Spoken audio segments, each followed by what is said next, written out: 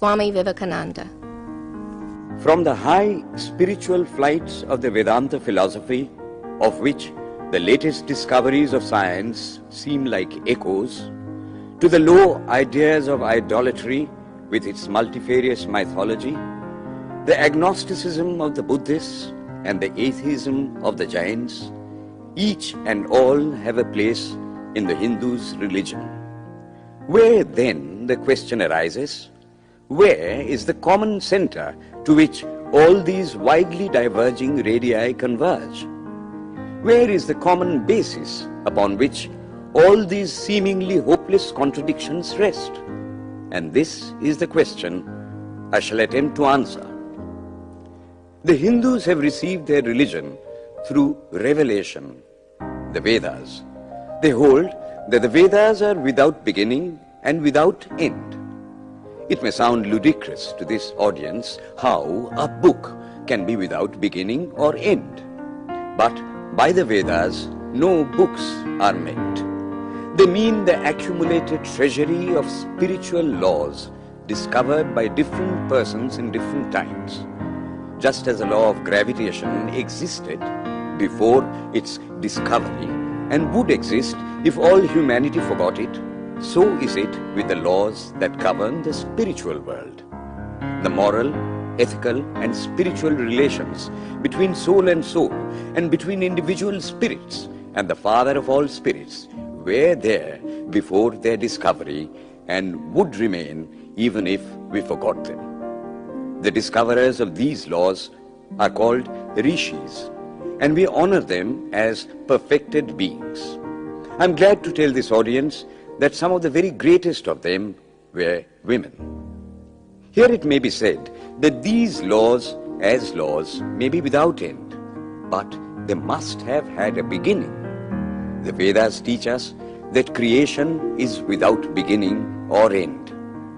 Science is said to have proved that the sum total of cosmic energy is always the same. Then, if there was a time when nothing existed, where was all this manifested energy?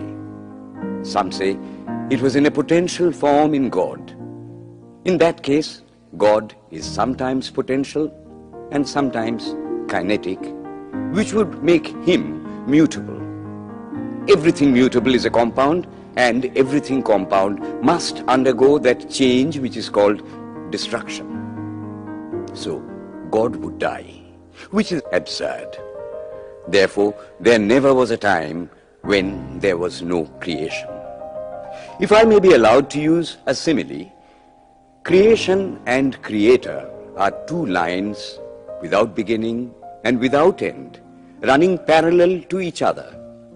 God is the ever-active providence by whose power systems after systems are being evolved out of chaos, made to run for a time and again destroyed. This is what the Brahmin boy repeats every day.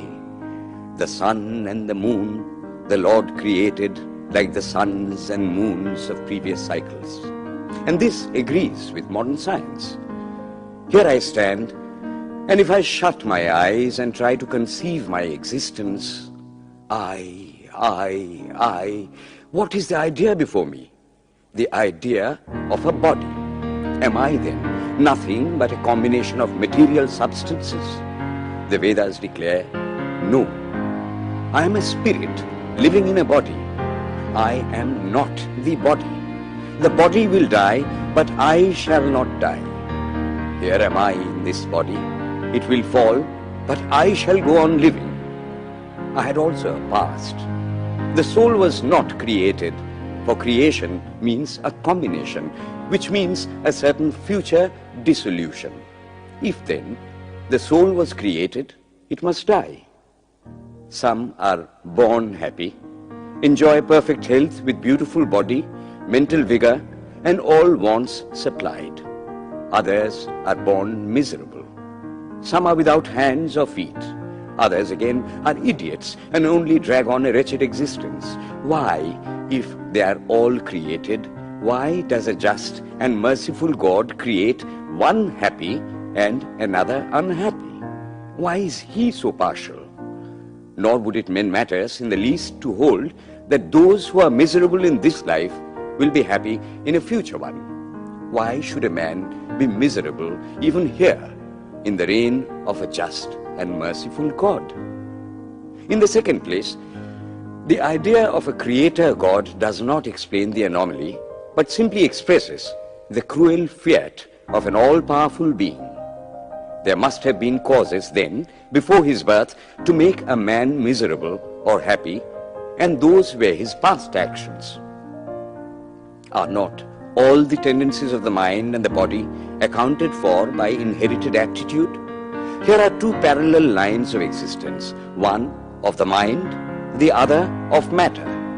If matter and its transformations answer for all that we have, there is no necessity for supposing the existence of a soul. But it cannot be proved that thought has been evolved out of matter. And if a philosophical monism is inevitable, spiritual monism is certainly logical and no less desirable than a materialistic monism. But neither of these is necessary here. We cannot deny that bodies acquire certain tendencies from heredity, but those tendencies only mean the physical configuration through which a peculiar mind alone can act in a peculiar way.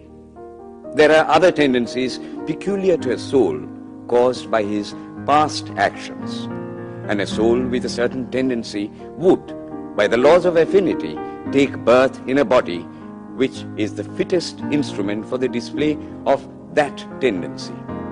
This is in accord with science, for science wants to explain everything by habit, and habit is got through repetitions. So, repetitions are necessary to explain the natural habits of a newborn soul, and since they were not obtained in this present life, they must have come down from past lives.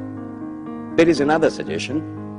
Taking all these for granted, how is it that I do not remember anything of my past life? This can be easily explained.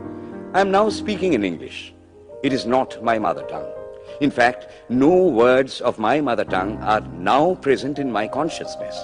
But let me try to bring them up. And they rush in. That shows that consciousness is only the surface of the mental ocean, and within its depths are stored up all our experiences. Try and struggle, they would come up, and you would be conscious even of your past life. This is direct and demonstrative evidence. Verification is the perfect proof of a theory, and here is the challenge thrown to the world by the rishis. We have discovered the secret by which the very depths of the ocean of memory can be stirred up. Try it, and you would get a complete reminiscence of your past life. So then, the Hindu believes that he is a spirit. Him the sword cannot pierce, him the fire cannot burn, him the water cannot melt, him the air cannot dry. He is nowhere, but whose center is located in the body, and that death means the change of this center from body to body. Nor is the soul bound by the conditions of matter. In its very essence, it is free, unbounded, holy, pure and perfect. But somehow or other, it finds itself tied down to matter and thinks of itself as matter. Why should the free, perfect and pure being be thus under the thraldom of matter is the next question. How can the perfect soul be deluded into the belief that it is imperfect? We have been told that the Hindus shirk the question and say that no such question can be there.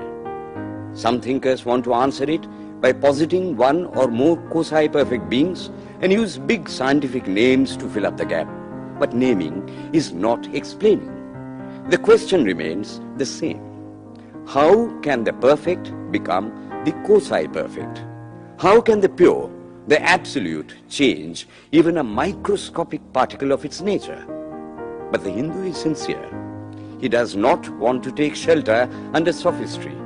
He is brave enough to face the question in a manly fashion, and his answer is, I do not know. I do not know how the perfect being, the soul, came to think of itself as imperfect, as joined to and conditioned by matter. But the fact is a fact for all that. It is a fact in everybody's consciousness that one thinks of oneself as the body. The Hindu does not attempt to explain why one thinks one is the body. The answer, that it is the will of God, is no explanation. This is nothing more than what the Hindu says, I do not know. Well then, the human soul is eternal and immortal, perfect and infinite, and death means only a change of center from one body to another. The present is determined by our past actions, and the future by the present. The soul will go on evolving up or reverting back from birth to birth and death to death. But here is another question. Is man a tiny boat in a tempest, raised one moment on the foamy crest of a billow and dashed down into a yawning chasm the next, rolling to and fro at the mercy of good and bad actions, a powerless, helpless wreck in an ever-raging, ever-rushing, uncompromising current of cause and effect, a little moth placed under the wheel of causation, which rolls on, crushing everything in its way, and waits not for the widow's tears or the orphan's cry? The heart sinks at the idea. Yet, this is the law of nature. Is there no hope? Is there no escape? Was the cry that went up from the bottom of the heart of despair. It reached the throne of mercy, and words of hope and consolation came down and inspired a Vedic sage, and he stood up before the world and in trumpet voice proclaimed the glad tidings. Hear ye, children of immortal bliss, even ye that reside in higher spheres. I have found the Ancient One who is beyond all darkness, all delusion. Knowing Him alone, you shall be saved from death over again. Children of immortal bliss. What a sweet, what a hopeful name. Allow me to call you, brethren, by that sweet name, heirs of immortal bliss. Yea, the Hindu refuses to call you sinners. We are the children of God, the sharers of immortal bliss, holy and perfect beings. Ye divinities on earth, sinners, it is a sin to call a man so. It is standing libel on human nature. Come up, O lions, and shake off the delusion that you are sheep. You are souls immortal, spirits free, blessed and eternal. Ye are not matter, ye are not bodies. Matter is your servant, not you the servant of matter. Thus it is that the Vedas proclaim not a dreadful combination of unforgiving laws, not an endless prison of cause and effect, but that at the head of all these laws, in and through every particle of matter and force stands one, by whose command the wind blows, the fire burns, the clouds rain, and death stalks upon the earth. And what is his nature? He is everywhere, the pure and formless one, the Almighty and the All-Merciful. Thou art our Father, Thou art our Mother, Thou art our beloved friend, Thou art the source of all strength. Give us strength. Thou art He that beareth the burdens of the universe. Help me bear the little burden of this life. Thus sang the rishis of the Vedas. And how to worship Him? Through love. He is to be worshipped as the one beloved, dearer than everything in this and the next life. This is the doctrine of love declared in